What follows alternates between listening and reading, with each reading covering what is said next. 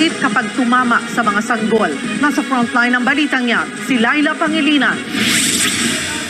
Nababahala ang Department of Health at iba pang eksperto sa dumaraming kaso ng pertussis o whooping cough, partikular sa mga bata. 453 cases na ang kaso nito sa buong bansa, habang 35 na ang nasawi. It's really mostly kids. Wala akong nare-recall na sinabi na adults eh. Sa ngayon, Quezon City at Iloilo City pa lang ang nagdeklara ng outbreak dahil sa pertussis. Pero ayon sa Department of Health, 10 rehiyon pa ang nakitaan nila ng mabilis na pagtaas ng kaso.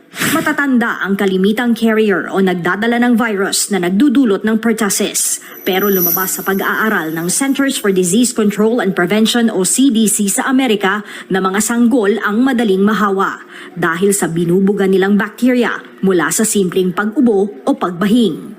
Naipapasa raw ito kapag kinakarga, niyaya